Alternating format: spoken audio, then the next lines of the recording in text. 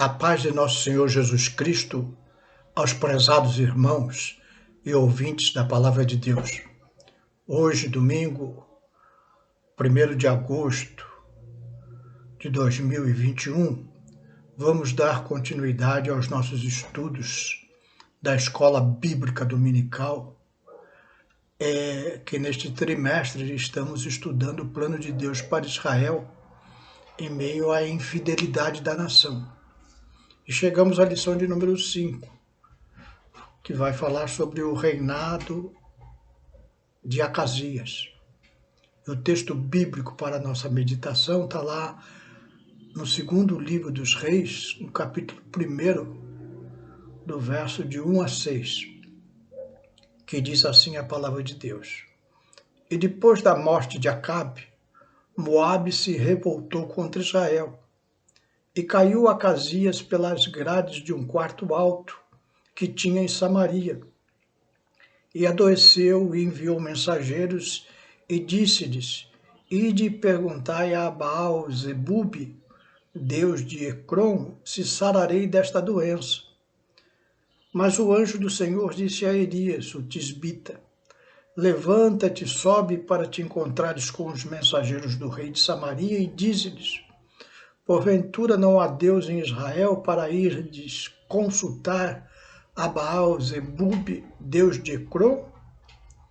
E por isso assim diz o Senhor: da cama a que subistes não descerás, mas sem falta morrerás. Então Elias partiu. E os mensageiros voltaram para o rei e ele lhes disse: Que há que voltastes? E eles lhes disseram: Um homem nos saiu ao encontro e nos disse: Ide, voltai para o rei que vos mandou e dizei-lhe: Assim diz o Senhor: Porventura não há Deus em Israel, para que mandes consultar a Baal-zebub, Deus de Ecrom?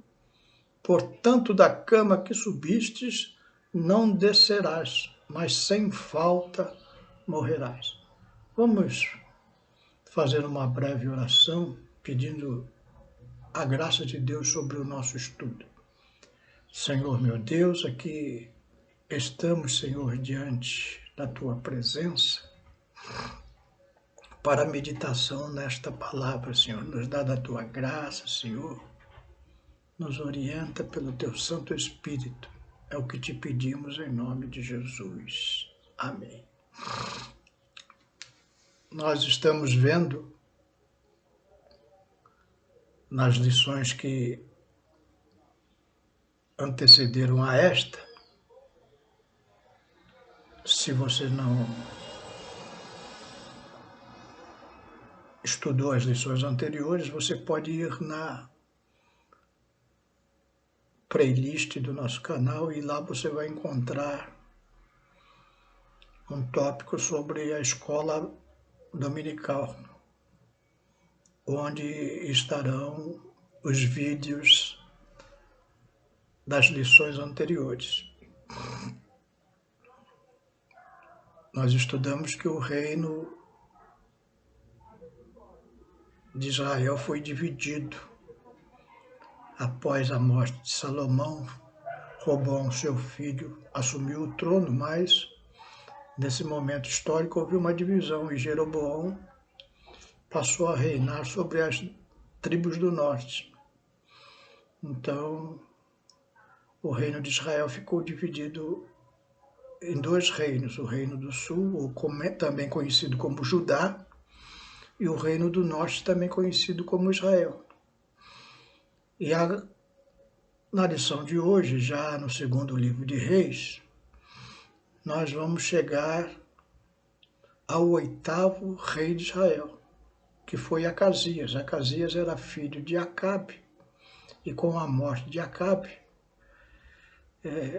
Acasias é coroado e reina de 853 a 852 a.C. Portanto, ele tem um reinado muito curto, de 1 ano e pouco. E Acasias, ele se acidenta, Provavelmente ele, ao se apoiar na sacada do seu quarto, ele cai e, sem dúvida nenhuma, fere alguns órgãos internos e fica gravemente adoecido. E aí ele recorre a um Deus.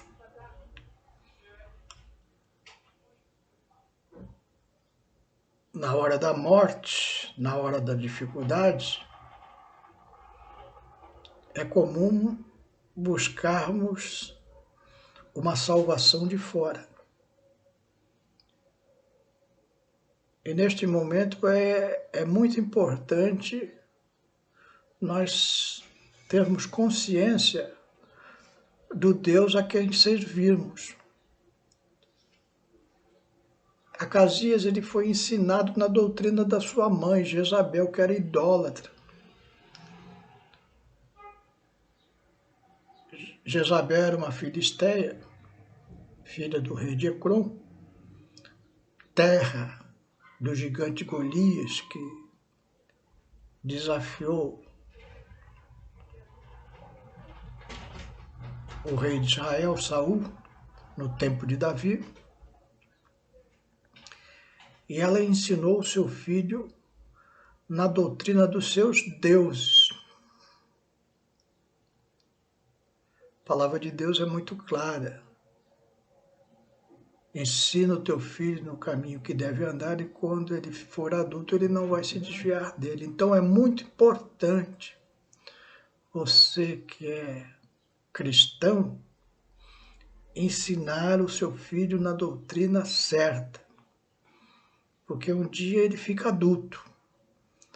E um dia ele também fica doente. Um dia ele também tem necessidade de recorrer a um poder. E aí, se ele for bem educado na doutrina cristã, sem dúvida nenhuma ele vai buscar a Deus. Mas nós vemos que não foi assim com Acasias. Acasias, ele, na sua doença, ele recorreu a um Deus estranho a Israel. Mandou os seus homens consultarem a Baal-zebub. Seus homens obedecem a ordem e vão a caminho de alguns líderes espirituais que adoravam a este Deus, mas no caminho Deus age e manda aqueles homens serem interceptados por Elias. Elias é o verdadeiro profeta de Deus. E ele intercepta a comitiva do rei e manda uma mensagem de Deus para aquele rei. Olha, da cama que subistes não descerás, mas sem falta morrerás. E 1 ano e pouco após subir ao trono se cumpre a palavra de Deus e aquele rei vem a morrer prematuramente. Eu quero trazer para a nossa meditação a questão da idolatria, tão presente ainda na nossa sociedade. E para isso eu vou recorrer à ajuda de um outro texto bíblico e de um outro profeta, o profeta Isaías. Lá no capítulo 44 do profeta Isaías, versículos 9 a 20, diz assim: todos os artífices de imagens de escultura são vaidade, e as suas coisas mais desejáveis são de nenhum préstimo, e suas mesmas testemunhas nada veem nem entendem, para que sejam confundidas. Então, Isaías, ele deixa claro que as imagens de escultura são vaidade, ou seja, são oriundas da cabeça do homem e que não tem valor nenhum. E aqueles que seguem aquela imagem não entendem, são confundidos. O verso 10 de Isaías 44 continua dizendo: quem forma um Deus e funde uma imagem de escultura que é de nenhum presto? Eis que todos os seus seguidores ficaram confundidos, pois os mesmos artífices são dentre os homens. Ou seja, quem construiu aquela imagem é um homem comum. Continua Isaías dizendo: ajunte-se todos e levante-se, assombrar-se-ão e serão juntamente confundidos. O ferreiro faz o machado e trabalha nas brasas, e o forma com martelos e o lavra com força do seu braço. Ele tem fome e a sua força falta e não bebe água e desfalece. O carpinteiro estende a régua, emprega a almagra e aplena com o cepilho e marca com o compasso e faz o seu Deus à semelhança de um homem, segundo a forma de um homem para ficar em casa. Ou seja, o carpinteiro ele faz uma imagem de escultura semelhante a si. E é o próprio homem que faz o seu Deus. No verso 14 ele continua dizendo: tomou para si cedros, ou toma um cipreste, ou um carvalho, e esforça-se contra as árvores do bosque, planta um olmeiro e a chuva o faz crescer.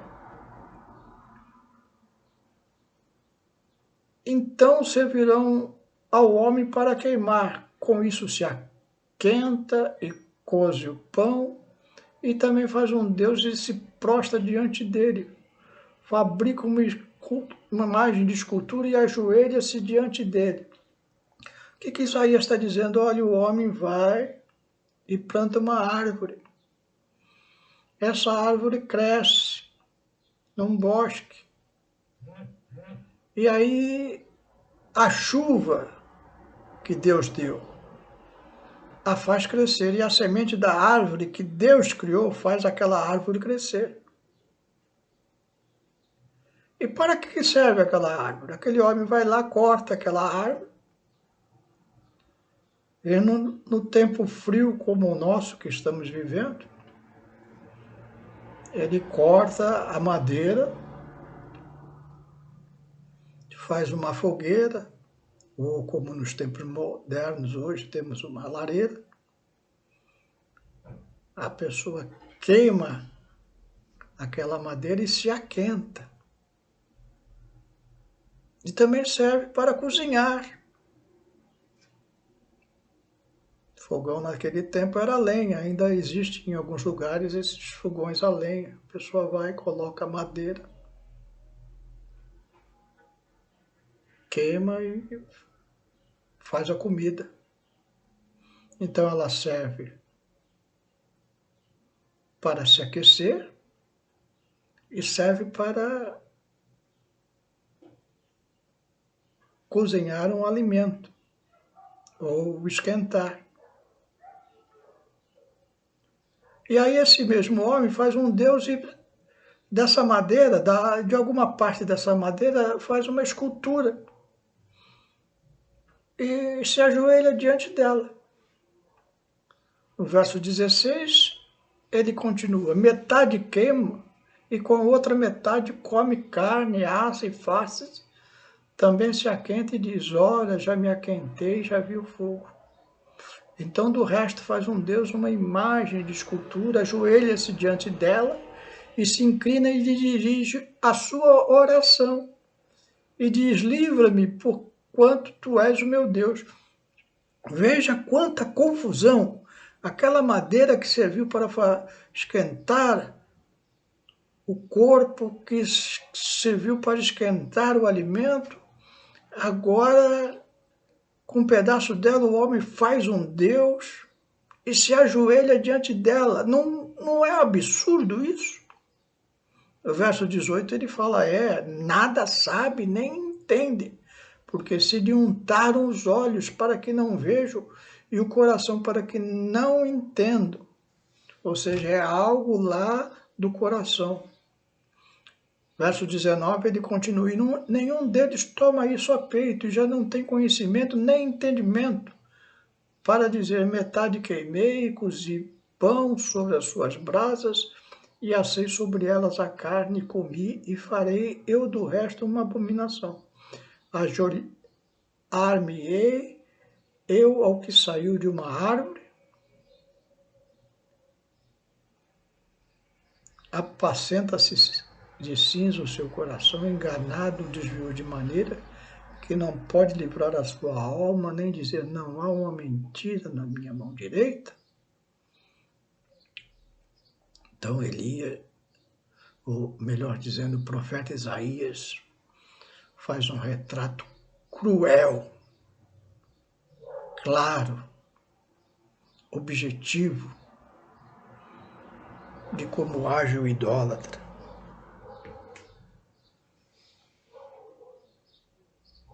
Quem é o Criador dos céus e da terra? Quem criou as árvores do campo?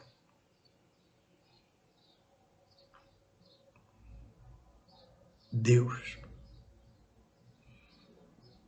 Mas o homem não entende isso.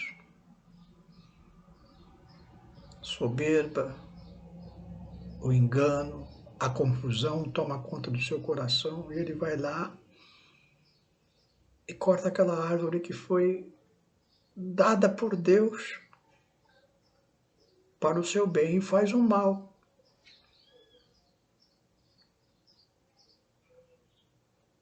Dada por Deus para fazer o bem. Qual o bem? A sombra, os frutos,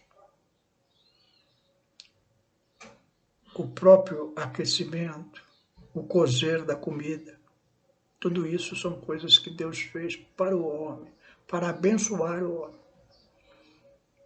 Mas o homem não para aí.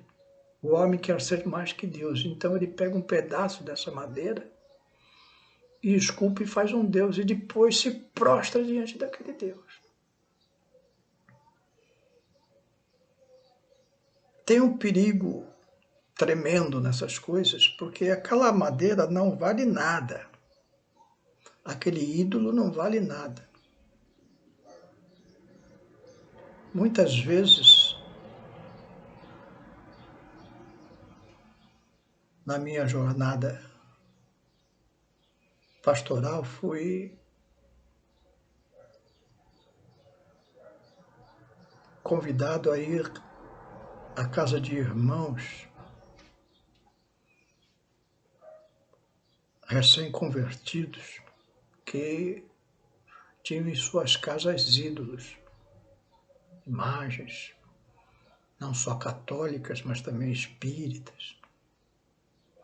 E eles tinham medo de se desfazer daquelas coisas. Então eles pediam a nossa ajuda e nós íamos lá, na casa desses irmãos, colocávamos todas as nossas imagens de escultura num saco e nos desfazíamos dela, porque o irmão tinha medo. Novo convertido, ainda estava ligado àquele pedaço de madeira, aquele pedaço de bronze, aquele pedaço de cerâmica. Aquilo, como disse Isaías, não é nada. Porém, por trás da cera, do barro, da madeira, do bronze, tem uma força espiritual do mal. E essa, sim, pode destruir uma vida, como destruiu a vida do rei Acasias. Porque se ele recorresse ao Deus vivo e verdadeiro, o Deus de Israel, ele não estaria confundido. E acidentado, ele clamaria ao seu Deus. E certamente Deus enviaria o profeta Elias para trazer uma mensagem de vitória. Mas não foi assim que aconteceu. Aqueles poderes malignos do mal que habitam nas regiões celestiais, como diz o apóstolo Paulo, trazem uma carga muito pesada e ruim para as pessoas. As pessoas envolvidas na idolatria, elas estão cegas para as coisas de Deus. E podem, se morrerem assim, ter o que a Bíblia chama de segunda morte. A morte espiritual. Após a morte, diz a palavra de Deus, a morte física, segue-se o juízo de Deus. O espírito não morre. O espírito e a alma são julgados. E aquilo que a pessoa fez nesta vida, a idolatria que ela teve, leva a uma segunda condenação. Por isso é tão importante que os servos de Deus interrompam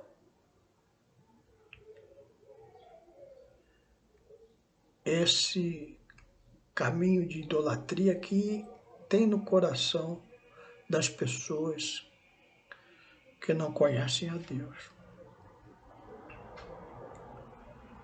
Faça como o profeta Elias. Se você é um servo de Deus, faça como o profeta Elias. Na sua família, nos lugares que você convive, tem pessoas idólatras. É preciso interromper essa caminhada. Não com ofensa, não com agressão, mas demonstrando a verdadeira palavra de Deus. Aqui, Deus usou Elias e foi duro com Acasias, porque Acasias era um impenitente, ou seja, alguém que conhecia Deus de Israel e objetivamente decidiu seguir aos deuses da sua mãe idólatra. Então ele deixou o Deus que criou os céus e a terra, que criou a árvore, que criou o bronze, e foi adorar aqueles deuses. Então, Elias, com a mensagem de Deus, foi dura, porque já não havia mais arrependimento naquele coração endurecido. Mas as pessoas que conhecemos, muitas vezes elas estão na idolatria por criação também, como Acasias, a mãe, o pai, a tradição religiosa levou com aquelas pessoas a mesmas práticas religiosas, mas aquilo não está aprofundado no seu coração, é apenas um medo, apenas uma tradição. E a palavra de Deus tem poder tremendo para quebrar os ídolos do coração.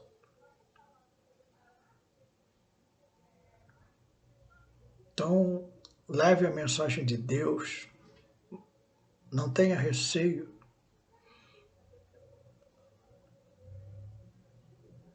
Porque há um perigo de morte espiritual para essas pessoas. E só a palavra de Deus pode quebrar isso. Que Deus te abençoe, que você possa ser usado como profeta Elias e mostrar às pessoas o que mostrou Isaías aqui. Olha, os ídolos são feitos pela mão do homem e os os materiais que os homens usam para fazer os ídolos, quem deu foi Deus. Esses ídolos não têm poder nenhum, mas a força espiritual do mal que está por trás dele tem muito poder. Então é perigoso, muito perigoso, dobrar os joelhos diante desses ídolos. Portanto,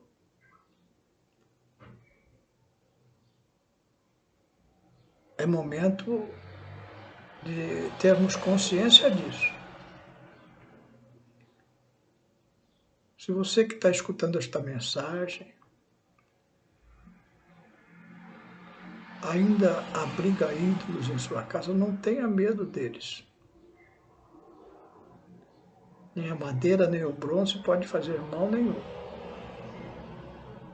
Mas a sua adoração a eles pode invocar potestades do mal.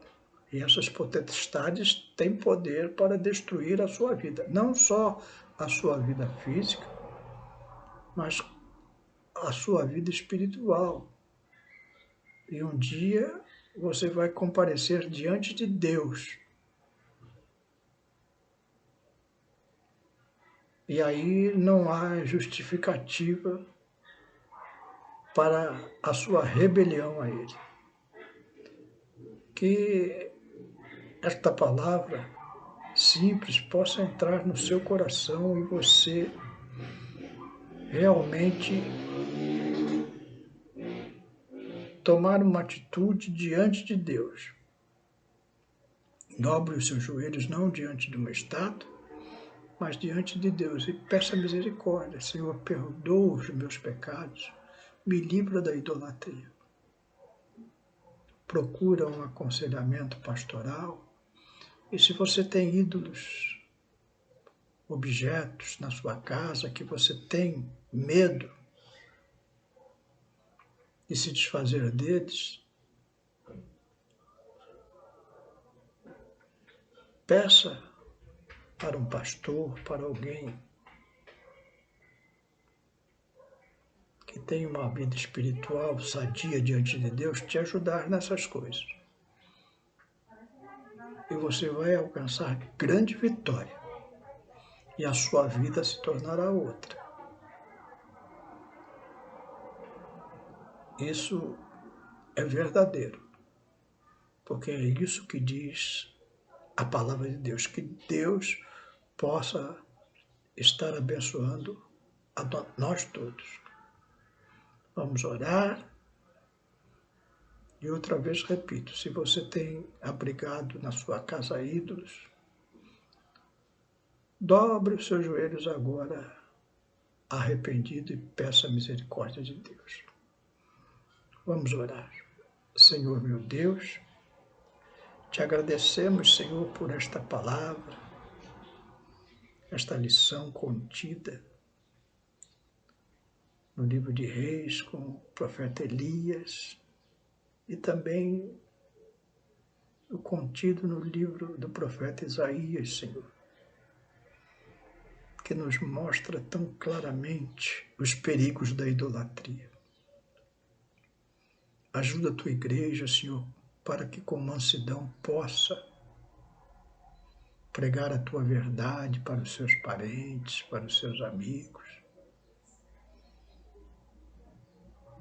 ajudando-os a ter a palavra certa de amor, de discernimento, para que possa levar a tua palavra de arrependimento a esses familiares que precisam de libertação.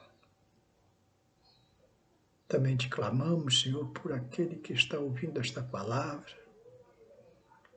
e abriga ídolos na sua casa, Senhor, e no seu coração. Tem temor dessas coisas, Senhor. Tira o temor dos seus corações neste momento. Abençoa-os, Senhor. Ajuda-os, Senhor, nessa luta contra as potestades, os principados do mal dos lugares celestiais. para que haja verdadeira libertação e eles, pelo sangue de Jesus, sejam libertos de toda esta idolatria e possam proclamar: só Tu és Deus. É o que eu te peço e te agradeço em nome de Jesus. Amém.